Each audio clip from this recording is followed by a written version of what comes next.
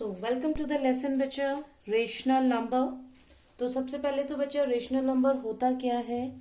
It's just like your आपका fraction है। Fraction हम कैसे लिखते हैं, 3/4 लिखा जाता है ना।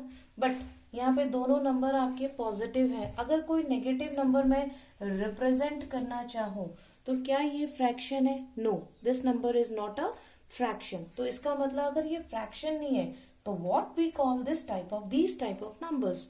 तो ये जो है बच्चा वो रेशनल नंबर की कैटेगरी में चले जाते हैं, जहां पे पी एंड क्यू दोनों में से कोई भी इंटीजर हो सकता है।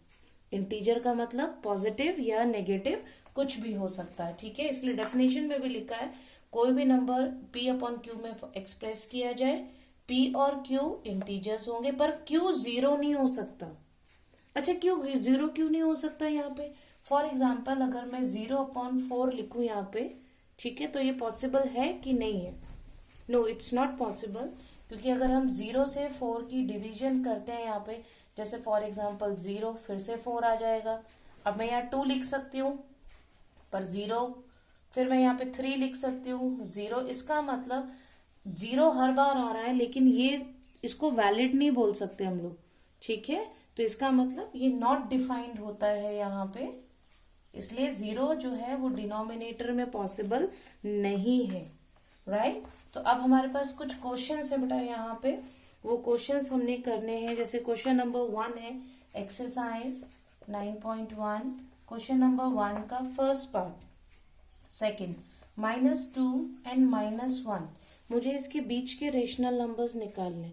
सिंपल है, 5 रेशनल नंबर चाहिए ना। एक काम करते हैं, मैं इसको 6 से मल्टीप्लाई कर लूं, दोनों नंबर्स को 7 से मल्टीप्लाई कर लेते हैं। तो जब आप इसे 7 से करेंगे, इसे भी 7 से करेंगे, तो न्यू नंबर्स जो मेरे पास आएंगे वो आएंगे -14 एंड -7। आप इसके बीच के रेशनल नंबर्स निकाल लीजिए बच्चा। रेशनल नंबर्स आर, ठीक है, -6, सॉरी -7 है ना, -8, -9, -10, -11, -12, -13। इनमें से आप कोई भी सेलेक्ट कर सकते हो।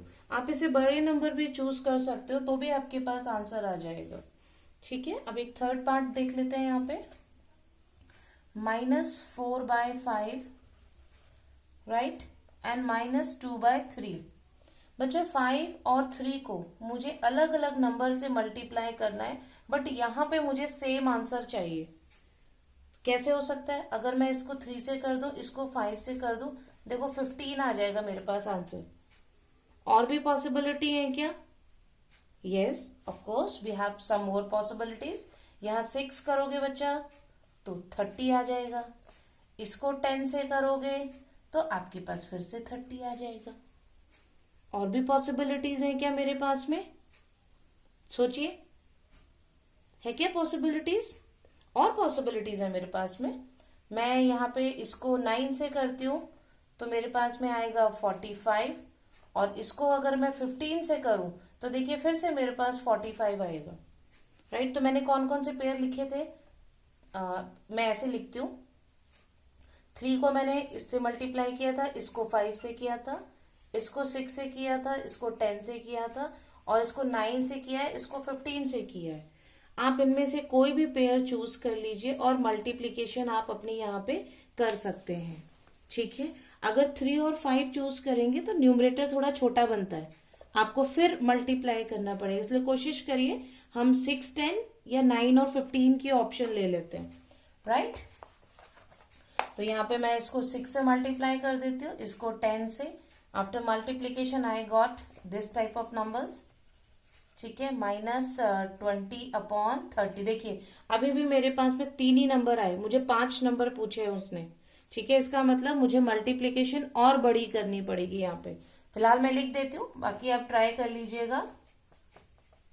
देखो मेरे पास बच्चा अभी यहाँ पे सिर्फ 3 ही नंबर आ पाए, राइट। मुझे 5 नंबर चाहिए। इसका मतलब ये वाली मल्टीप्लीकेशन अगर मैं 9 और 15 वाली रखूंगी तो एग्जैक्ट 1 टाइम में मेरा आंसर आ जाएगा, ठीक है। तो this is all about question number 1। उसके बाद आते हैं क्वेश्चन नंबर 3 पे। क्वेश्चन नंबर 2 इसी के जैसा है, 3 के जैसा। तो आपने उसी के जैसा कंप्लीट कर लेना है यहाँ पे।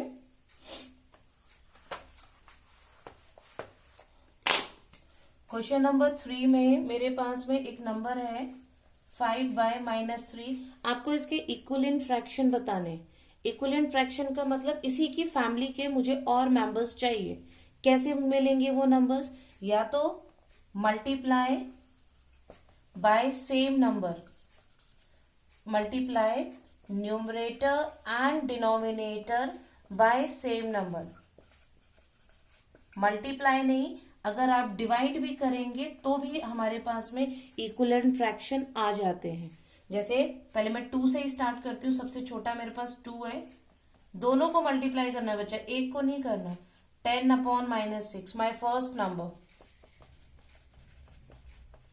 ठीक है, ऐसे ही अब जब मैं इसको 3 से करूंगी तो ये आ जाएगा मेरे पास में 15/-9। अब मैं इसको 4 से करूंगी तो 4×5=20 -12। 5 से करूंगी 5×5=25। ठीक है, मैंने 2 से मल्टीप्लाई किया है, 3 से किया है, 4 से किया है और 5 से किया है, तो 25/-15। क्वेश्चन नंबर 2 बिल्कुल ऐसा ही है, वहां पे भी आपने ऐसे मल्टीप्लीकेशन करके इसको फाइंड आउट करने हैं। ठीक है, नेक्स्ट आते हैं क्वेश्चन नंबर 4 पे अपना।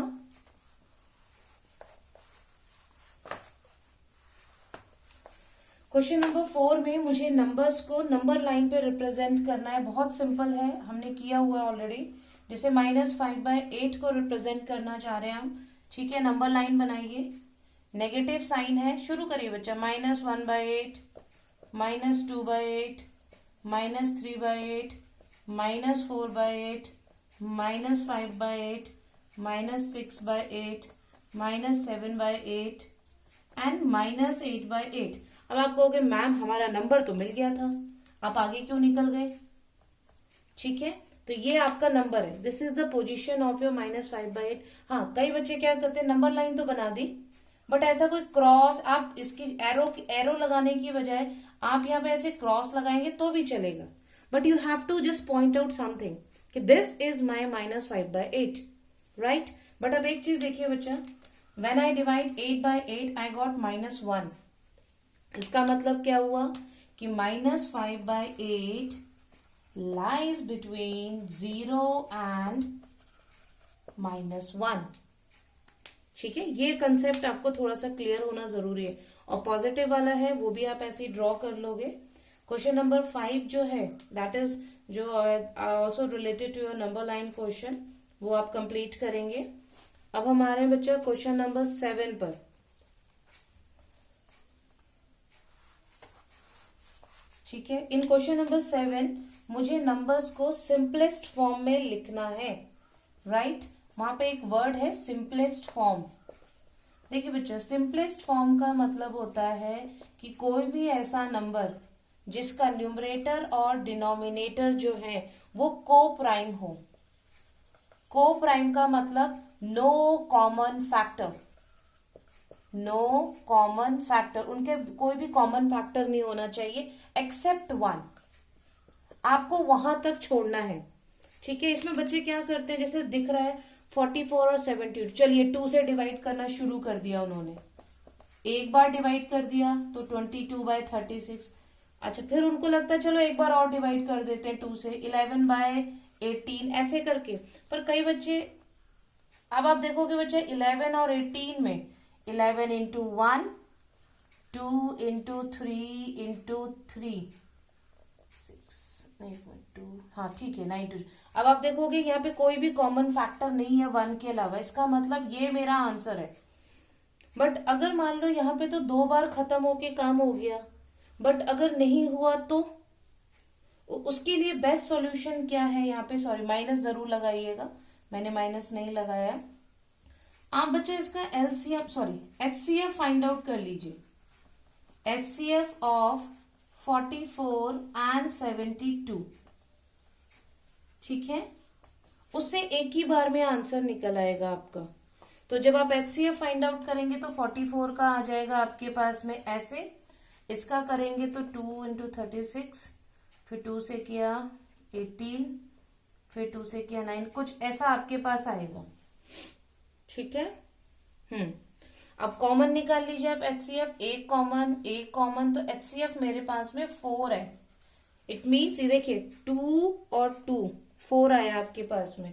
तो अगर मैं इसको 4 से एक ही बार में डिवाइड करूंगी तो मेरा आंसर बिल्कुल एग्जैक्ट निकलेगा, गलती होने के चांसेस बहुत कम है। अगर ये स्टेप बच्चे ज्यादातर 2 या 3 स्टेप करते हैं, उसके बाद में फिर निकालना छोड़ देते हैं। ठीक है, इसलिए आपको ध्यान रखना है कि आपके क्वेश्चन में कोई एरर ना हो। उसके बाद आते हैं बच्चों क्वेश्चन नंबर 9। 7, 8 और 10 बिल्कुल क्वेश्चन नंबर 9 के जैसे हैं, जहां पे आपको डिनोमिनेटर सेम करना है या फिर न्यूमरेटर सेम करना है और चेक करना है कि वो नंबर्स जो हैं इक्वल हैं या नहीं है, बड़ा है छोटा है, या उनको अरेंज करना है, जैसे क्वेश्चन नंबर 10 में है आपका। ठीक है, तो नेक्स्ट आते हैं क्वेश्चन नंबर 9। हमारे पास है फर्स्ट पार्ट 2/3 5/2। आपको बताना है बच्चा विच वन इज ग्रेटर। एक काम करते हैं, 3 को 2 से मल्टीप्लाई करते हैं, 2 को 3 से। ऐसा क्यों किया हमने? क्योंकि हम डिनोमिनेटर को इक्वल करना चाहते हैं। तो ये हो जाएगा मेरे पास 4/6 एंड 15/6। ठीक है, अब आप देखोगे कि दोनों के डिनोमिनेटर जो है वो सेम है बच्चा, डिनोमिनेटर इज सेम।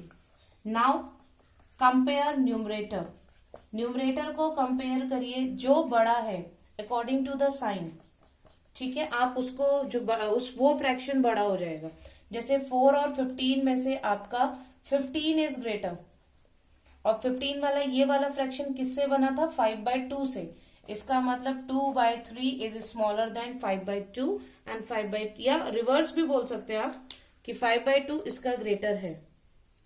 तो ये क्वेश्चंस आपने ऐसे करने हैं। बाकी पार्ट जो है वो आपके होमवर्क है। तो ये बच्चा this is all about your exercise 9.1।